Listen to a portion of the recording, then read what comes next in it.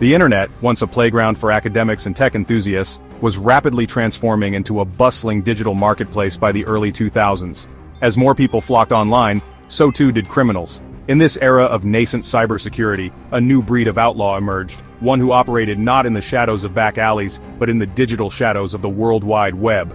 Among them, ShadowCrew rose to infamy, becoming a pioneering force in the world of cybercrime and forever changing the landscape of the internet. ShadowCrew wasn't just another online forum, it was a criminal enterprise unlike any seen before. This was a place where stolen credit card numbers were bought and sold like groceries, where hackers traded tips and tutorials, and where ambitious criminals could find collaborators for their next big heist. Its reach was global, its impact undeniable, and its existence sent shockwaves through law enforcement agencies worldwide. The story of ShadowCrew is a stark reminder of the dark side of technological advancement. It's a tale of anonymity, ingenuity, and the constant cat-and-mouse game between criminals and those who work to bring them to justice. But perhaps most importantly, it's a story about the lasting legacy of this pioneering cybercrime forum and the crucial cybersecurity lessons learned from its reign. ShadowCrew's story serves as a cautionary tale, reminding us that with every technological leap forward, we must also be prepared to combat those who would exploit these advancements for their gain. By understanding the rise and fall of this notorious forum, we can better equip ourselves to face the ever-evolving challenges of cybersecurity in the digital age. The dawn of the new millennium saw the internet experiencing its awkward adolescence. The dot-com bubble had just burst, leaving behind a sense of both disillusionment and boundless potential. High-speed internet was still a luxury for many, and social media as we know it was in its infancy. This was a time when anonymity was easy to come by, and law enforcement was still struggling to grasp the complexities of crimes committed in the digital realm. This Wild West atmosphere created the perfect breeding ground for ShadowCrew. Founded in 2002, the forum quickly gained notoriety as a haven for hackers, identity thieves, and fraudsters of all stripes. It was a digital marketplace where stolen credit card data, counterfeit documents, and hacking tools were traded openly. New recruits, eager to learn the tricks of the trade, flocked to the forum, drawn in by the promise of easy money and the allure of anonymity. The internet of the early 2000s was a very different place. The lack of widespread security awareness and the relative novelty of online transactions made it easy for cybercriminals to operate with impunity.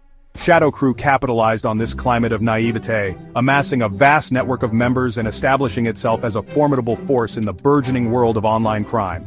It was in this era of digital exploration and lax security that ShadowCrew thrived, its tendrils reaching out from the darkest corners of the internet to touch the lives of countless unsuspecting victims. The forum's rise to prominence was a clear sign that the internet, for all its potential for good, had also become a breeding ground for a new breed of criminal. ShadowCrew's digital lair was a bustling hub of criminal activity. The forum itself was structured like many online communities of the time, with different sections dedicated to specific topics. There were marketplaces for buying and selling stolen data, forums for sharing hacking techniques and tutorials, and even chat rooms where members could connect and collaborate in real time. One of ShadowCrew's most notorious offerings was its vast collection of stolen credit card data. These card details, often obtained through phishing scams or point-of-sale hacks, were meticulously categorized and sold at varying prices depending on their validity and freshness. The forum even offered credit card checking services, allowing buyers to verify the validity of stolen cards before making a purchase. Beyond credit card fraud, ShadowCrew facilitated a wide range of criminal activities. Members could purchase counterfeit passports and driver's licenses, order custom-built malware, or even hire hackers to carry out targeted attacks on their behalf. The forum was a one-stop shop for aspiring and seasoned cybercriminals alike, providing them with the tools, resources, and connections they needed to carry out their illicit activities. This sophisticated infrastructure and diverse range of offerings made ShadowCrew a game-changer in the world of cybercrime. It moved beyond the isolated hacks and scams of its predecessors, creating a centralized platform for criminals to connect, collaborate, and expand their operations on a global scale. Anonymity was paramount in ShadowCrew's world. The forum's administrators went to great lengths to protect the identities of their members, employing a variety of techniques to mask their digital footprints and evade law enforcement. Central to their strategy was the use of virtual private networks, or VPNs, and proxy servers. VPNs allowed ShadowCrew members to connect to the internet through an encrypted tunnel, routing their traffic through a remote server and masking their true IP addresses. This made it difficult for authorities to track down the physical location of users based on their online activity.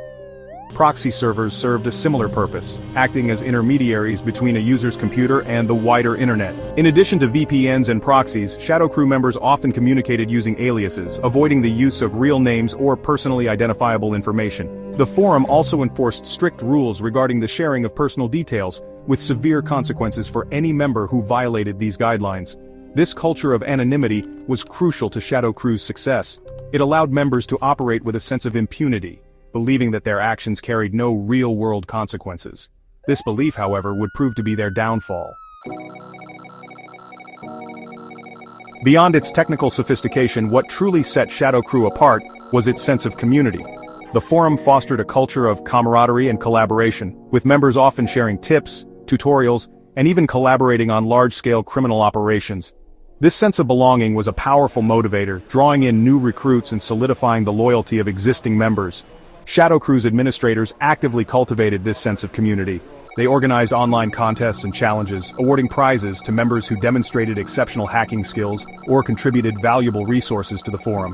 They also hosted online forums and chat rooms where members could connect, socialize, and discuss their latest exploits. This sense of community, however, was built on a foundation of criminal intent. The same camaraderie that bound members together also blinded them to the real-world consequences of their actions. They saw themselves as digital Robin Hoods, taking from faceless corporations and institutions rather than acknowledging the very real individuals who ultimately bore the brunt of their crimes. This dangerous combination of community and criminal intent made ShadowCrew a formidable adversary. It was no longer simply a collection of individuals engaging in isolated acts of cybercrime. It was a coordinated network with a shared purpose and a dangerous sense of solidarity. By 2004, ShadowCrew had attracted the attention of law enforcement agencies worldwide. The United States Secret Service, in collaboration with international partners, launched a covert operation dubbed Operation Firewall, aimed at dismantling the notorious forum and bringing its members to justice.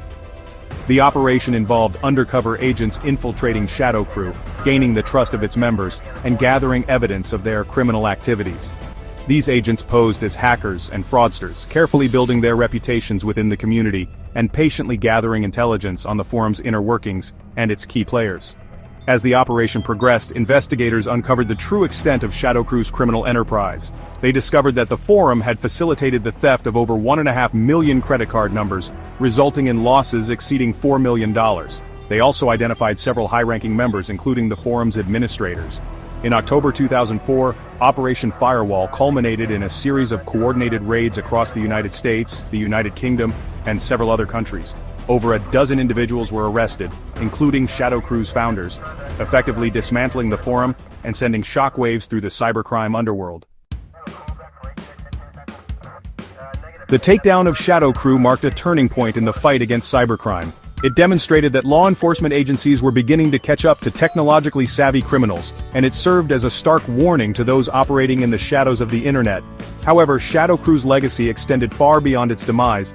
Many of ShadowCrew's members, though scattered, went on to form or join other cybercrime forums, carrying with them the knowledge, techniques, and connections they had acquired during their time on the forum. Some even rose to prominence in the cybercrime underworld, becoming key players in future generations of online criminal organizations. ShadowCrew's influence can be seen in the emergence of subsequent cybercrime forums, many of which adopted similar structures, techniques, and even terminology. The forum's pioneering use of anonymity tools, its sophisticated organizational structure, and its emphasis on community building became hallmarks of the cybercrime underground in the years that followed. In many ways, ShadowCrew served as a blueprint for the modern cybercrime ecosystem. Its rise and fall provided valuable lessons for both law enforcement and cybersecurity professionals, shaping the strategies and tactics used to combat online crime in the years that followed.